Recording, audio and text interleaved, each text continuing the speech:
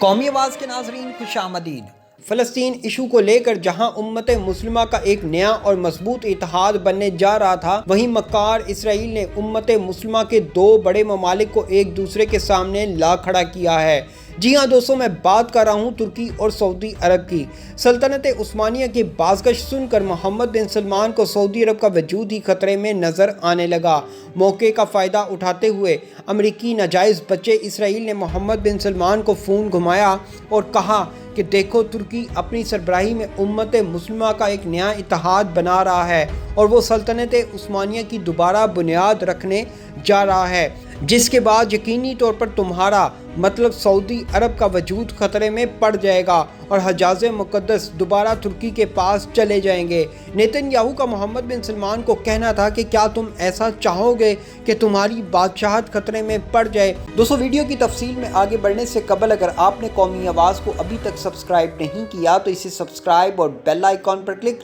ضرور کریں، کیونکہ یہ میری اور آپ کی نہیں بلکہ پوری قوم کی آواز ہے۔ دوستو، آج کی ویڈیو میں ہم آپ کو بتائیں گے کہ کیا واقعی امت مسلمہ کا ایک دفعہ پھر شیرازہ بکھرنے جا رہا ہے؟ کیا اسرائیل اپنی شکست دیکھتے ہوئے عرب ممالک کا سہارا لینے لگا ہے؟ مشرق وسطیٰ اور عرب ممالک میں کون سی بڑی تبدیلیاں رونما ہونے جا رہی ہیں؟ آئیے ویڈیو کی انتہائی اہم معلومات کی طرف چلتے ہیں۔ دوستو، اسرائیل کو اس وقت اپنی تباہی نظر آ رہی ہے اور یہ ہم نہیں بلکہ اسرائیلی میڈیا خود نشر کر رہا ہے کہ حماس پہلے سے کہیں زیادہ طاقتور بن کر سامنے آیا ہے۔ حماس ایسی طاقت کا مظاہرہ کر رہی ہے جس کے بارے میں نہ تو اسرائیل نے کبھی ایسا سوچا تھا اور نہ امریکی اداروں نے۔ خیر، موت کے خوف نے اسرائیلی وزیر اعظم کو جھکنے پر مجبور کر دیا ہے اور نیتن یاہو نے رات گئے سعودی ولی عہد سے خفیہ رابطہ کرنے کی کوشش کی، لیکن دور جدید میں یہ خبریں کہاں چھپتی ہیں۔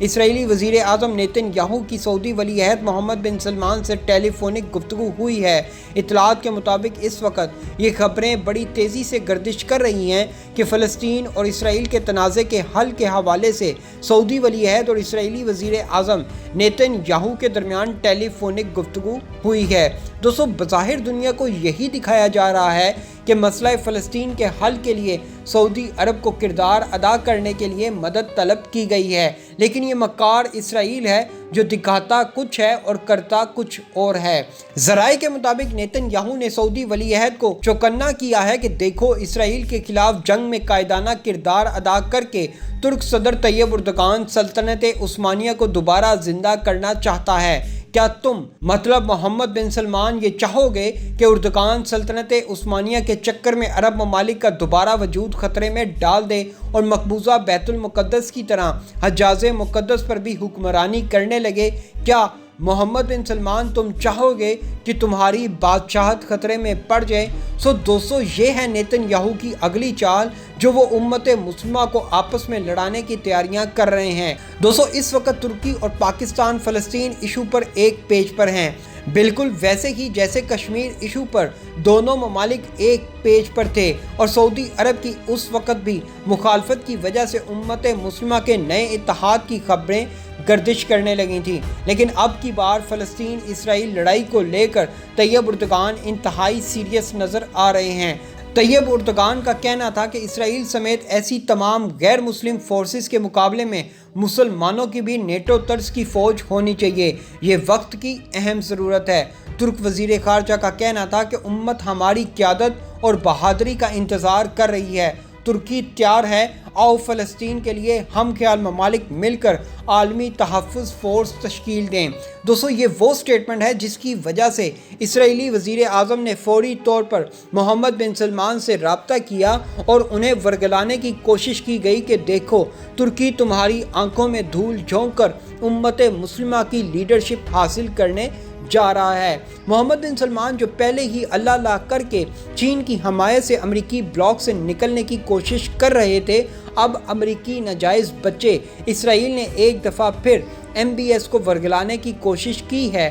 تاکہ امت مسلمہ کا کوئی نیا اتحاد اسرائیل کے خلاف نہ بن جائے اور یوں اسرائیل اپنی مکارانہ چال کھیلتے ہوئے سعودی عرب کی سرزمین حماس کے خلاف استعمال کرنے کی اجازت دے دے گا۔ دوستو، اس وقت چند ایک اسلامی ممالک پاکستان، ایران، ملائیشیا، انڈونیشیا کو چھوڑ کر पूरी आलमी बरादरी फ़लस्तीनियों के इसराइली फ़ौजियों के हाथों कत्ले आम पर खामोश तमाशाई बनी हुई है। तो इस दौरान तुर्की के सदर तैयब एर्दोगान ने इसराइल के वहशियाना हमलों के खिलाफ अपनी भरपूर सिफारती कोशिशों को भी तेज़ कर दिया है, लेकिन उन्होंने अभी तक इसराइल के गॉड फादर अमेरिका से कोई राब्ता नहीं किया। अलबत्ता उन्होंने रूस के सदर पुतिन से टेलीफोनिक राब्ता कायम करते हुए फ़लस्तीनियों पर होने वाले वहशियाना हमलों को रुकवाने के लिए सुलह मशवरे शुरू कर दिए हैं। अगरचे अक़वाम मुत्तहिदा ने मुसलमानों के मसाइल को हल करने का पुख्ता अज़म कर रखा है और सलामती कौंसिल में इसराइल के गॉड फादर अमेरिका अपनी नाजायज़ औलाद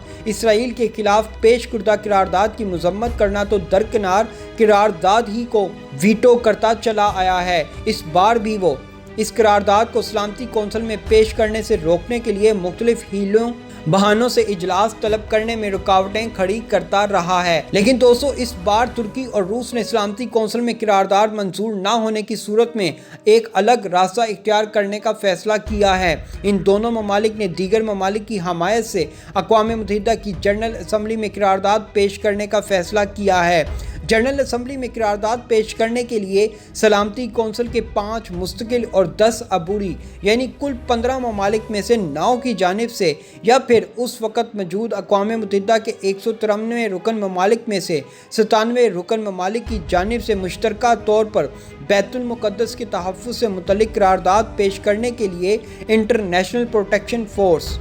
का क़याम है, क्योंकि इसराइल ने 1948 में बैतुल मुक़द्दस के तहफ़्फ़ुज़ की यकीन दहानी करवा रखी है। दोस्तों, अगर इस करारदाद के हक में जनरल असम्बली के मौजूदा सदर वोल्कान बोज़कर, जिनका ताल्लुक तुर्की ही से है, की सदारत में जनरल असम्बली में पेश करदा करारदाद के हक में 2/3 ममालिक की हमायत हासिल हो जाती है, ये एक तारीख साज करारदाद होगी जिसके नतीजे में अक़वाम मुत्तहिदा ही की निगरानी में बैतुल मुक़द्दस को एक महफूज मकाम करार दिया जा सकता है और उसके तहफ़्फ़ुज़ के लिए मुख्तलिफ ममालिक, जिनमें पाकिस्तान, तुर्की, ईरान, मलेशिया और इंडोनेशिया भी शामिल हो सकते हैं, पर मबनी इंटरनेशनल प्रोटेक्शन फोर्स तश्कील दी जा सकती है। यही एक वाहिद तरीका है जिसके ज़रिए फ़िलहाल बैतुल मुक़द्दस को इसराइल के हाथों तबाह होने से बचाया जा सकता है। सदर एर्दोगान क़िबला अव्वल के तहफ़्फ़ुज़ के बारे में कई बार बरमला कह चुके हैं, अगर हमने क़िबला अव्वल को ना बचाया तो फिर खाना काबा मदीना मुनव्वरा भी महफूज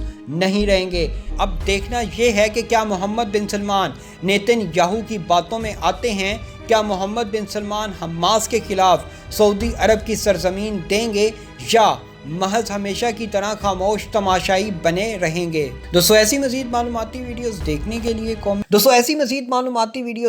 के लिए कौमी आवाज़ को सब्सक्राइब और बेल आइकॉन पर क्लिक ज़रूर करें, क्योंकि ये मेरी और आपकी नहीं बल्कि पूरी कौम की आवाज़ है।